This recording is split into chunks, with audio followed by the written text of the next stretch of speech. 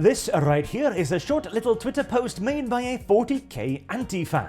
Noteworthy not really due to the contents of the post itself, but rather due to the tremendous outpouring of the GTFO sentiment found beneath the post itself, where the masses have come together as one to shout, "No, you don't get to ruin our hobby. It is not for everyone, and due to the fact that you believe it is clearly not for you either. Get out, our gates are closed and barred to your kind."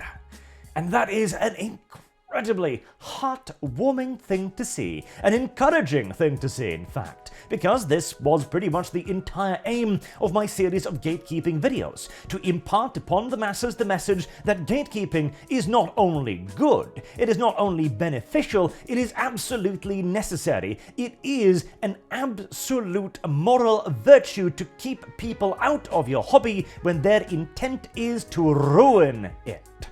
And yet, despite the fact that most of my job appears to have been done for me here by well-laid groundwork, I am going to make quite the meal out of this tweet, because there is a deeper truth that needs to be explored here, a more fundamental reason for why gatekeeping is such an absolute moral good.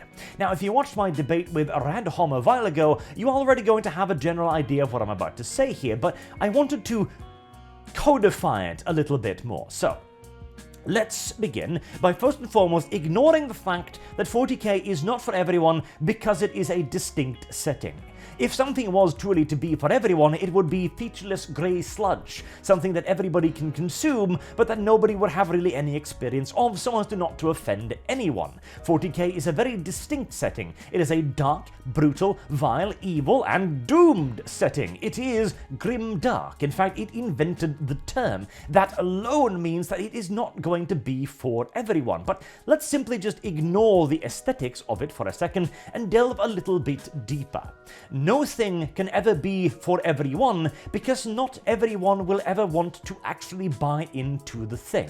And this is a fundamental truth that you find absolutely everywhere, not just in hobbies, but in every single long-lasting institutions. If you bring people into the institution who will actively work against it or work to undermine it from the inside, they will destroy it. Thus, that institution does not last. You can see this in, say for example, the police force, right? When you join it, you are required to swear an oath. Or when you take up political office, you are again required to swear an oath.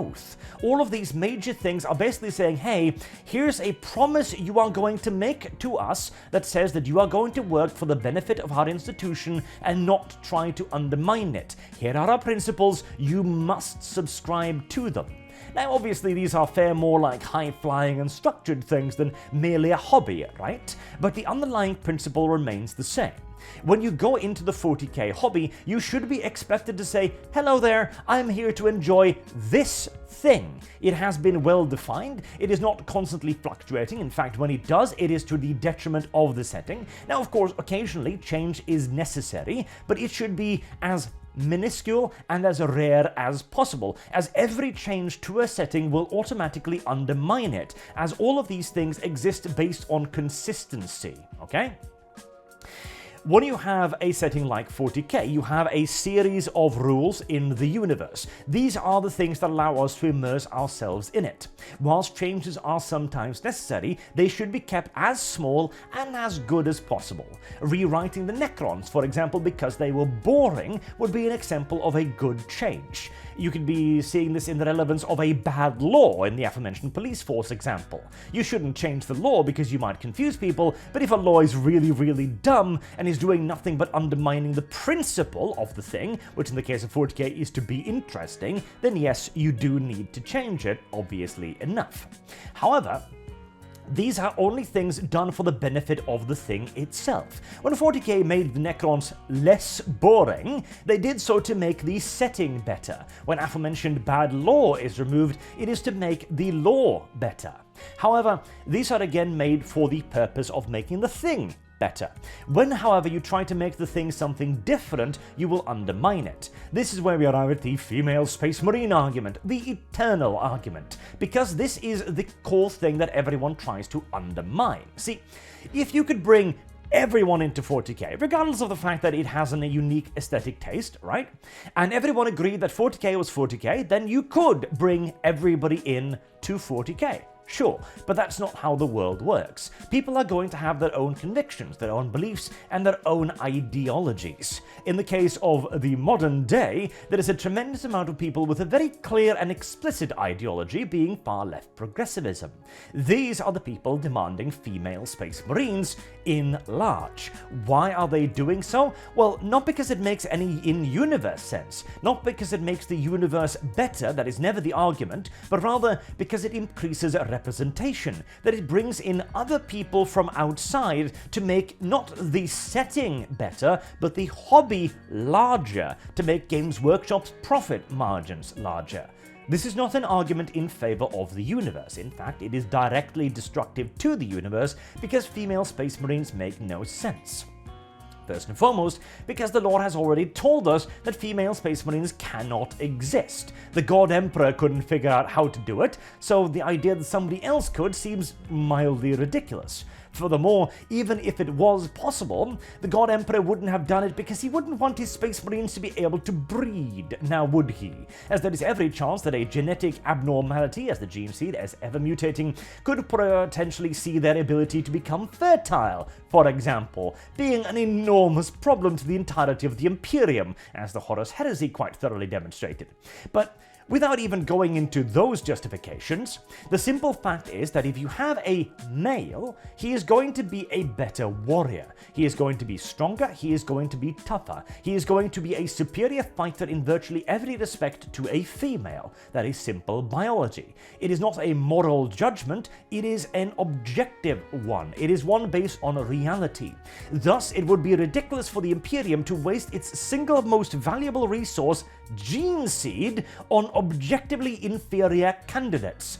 It's not like they're struggling for recruits. The majority of recruits, even those who are recruited amongst the toughest, most vicious and hardy populations in the Imperium, die during training, because that is how harsh the training is. The rate of which female recruits would see attrition would be an magnitude greater. It's not a quantity of recruits that's the problem here, it is the quality, and the tiny percentage, like a needle, that you need to thread to actually become a space marine. And thus, again, wasting resources would be ridiculous. It would make people disassociate from the setting because they're going to look at that and go like, well, that is obviously retarded. You keep telling us gene seed is precious, and yet you do this. This is another reason, incidentally, why people kind of reject the idea of Coral the Warp Squirrel, because apparently he has managed to squirrel away hundreds of thousands of Astartes across the course of the last 10,000 years, which diminished the value of the Space Marines tremendously. This was a change that undermined the setting, but at least undermined it from inside of the setting.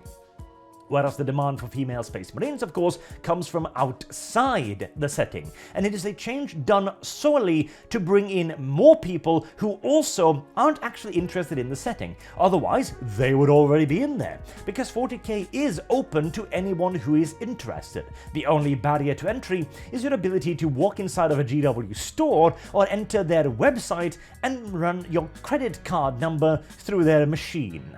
That is the only single sole barrier to entry. Well, it used to be, of course, until progressivism got within Games Workshop, and now your politics may also be a barrier, but details. Let's not get off on a tangent about the hypocrisy of the left, shall we? Because then we'll be here all day. So, this change is done not for the setting itself, as we've discussed now at a fair bit of length. It is done to bring in new people from outside of the already existing interest group. These people want 40k because it's 40k. These people want 40k because of what they can turn it into, with the female space marines being the thin leading edge. If these people then begin coming into the hobby, you will have a yet further and greater divide, because you have now actively and specifically attracted and appealed to people who didn't like the setting to begin with. What do you think they're going to do when they are allowed inside? Well, they are going to have yet further demands. They're going to go, okay, female space marines was a good start, but they're not female space marine enough. We need more of a focus on it. We need more diversity. We need to bring in yet further people who are against the thing you once had, because they are agents of that change by the very fact that they were attracted exclusively by that change. This is where the hobby actually dies, not as our individual here argues that if you don't bring in absolutely everyone, the hobby dies. No, the hobby only dies when you bring in people that are destructive to it. As a rather famous American said right before his nation engaged in a few years of fraternal mass murder, a house divided against itself cannot stand. And for all the things Abraham Lincoln got painfully wrong, on that he was entirely correct.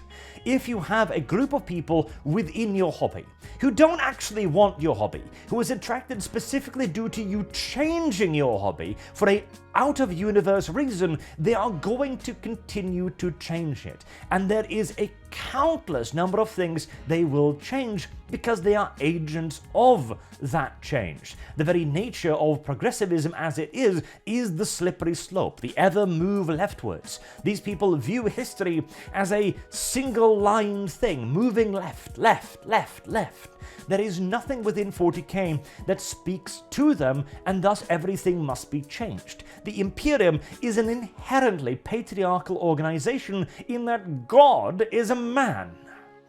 You will see feminists often say this: God is trans, God is a woman, etc. Because this is an attack on your morality, an attempt to try and piss you off, to make you seem unreasonable. Well, I just said the thing and now he's angry at me.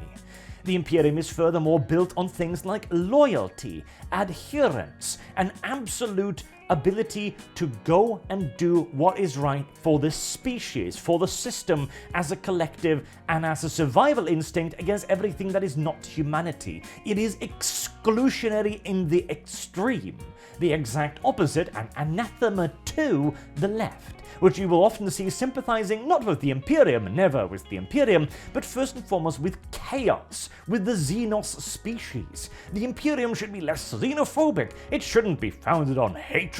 That's exclusionary. Correct. Because it has to be. You must hate the alien because the alien wishes to eat you. You must hate chaos because chaos wishes to corrupt you. These are absolute in-universe truths. And as that will undoubtedly become an inconvenient truth, the left will then look at that and go like, yeah, but chaos is just misunderstood.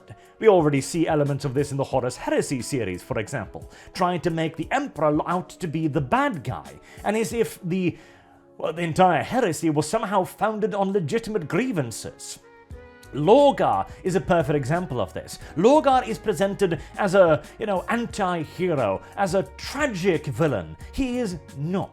Lorgar is deeply, deeply and absolutely evil. Lorgar is a character that will do any quantity of evil, any quantity whatsoever, in the pursuit of what he perceives to be the truth. And the truth is evil. His truth is there are gods, and those gods are evil. Thus, what you do in their name must be evil, and thus, because the gods are evil, Lorgar must be evil. This is ridiculous, and is nothing more than an ability to give up all responsibility. I did a whole video on this. When he could ascribe his actions to the Emperor, he did so. I did not invade this world. I did not burn their culture. I did not kill these people. I did it for the Emperor. I did not invade this world. I did not burn these people. I did it for Tzeentch, for Khorne, for Slaanesh, for chaos. I did not do it, my beliefs did. Obvious nonsense. Lorgar is evil because the things he worships and the things he does are evil. Meanwhile, the Emperor is the exact opposite of this. He seems to have had every plan to try and transfer as much power over to humanity as possible, whilst defeating evil, chaos, the absolute evil. And there is no question about it being evil. There is no doubt about Chaos's plans or its intentions. There is no misunderstood nature there, and yet that is the narrative that is already being pushed now. Imagine what would happen if the far left actually managed to get in full force. Chaos would be the progressive goal, because it is change at any cost. It is progress at any cost. It is acceptance at any cost. It is healthy at any size, shall I say. Thus, if this begins, every single facet of the setting will be undermined. It will not, it cannot end with female space marines, because it is the very nature of the people you bring in to change it. It will then continue with the Emperor. It will continue with Erda was actually the hero all along, despite that making no sense. It will turn out that Horus was actually the good guy all along, because the Emperor is bad. And if you try to investigate it further and go like, but the Chaos Gods are evil, you will simply be told, no, no, no, no, they're merely misunderstood. But how? Well, we'll just change the setting to benefit that.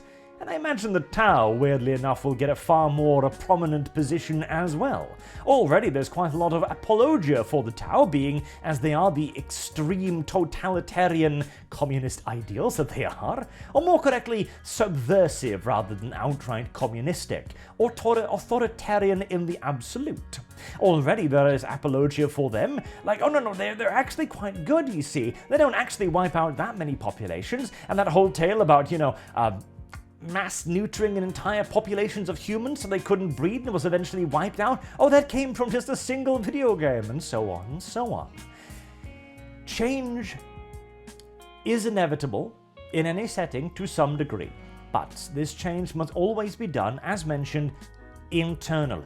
And it will be done by the forces who are already inside the setting because they care for the setting. The Necrons was one example. The refinement of the Tau was another. The changes to, well, certain other things like the return of the Ultramarines Primarch, that you could argue was a bit of both. But largely, at least, when you have somebody from inside the setting making changes to it, it will not be overly destructive.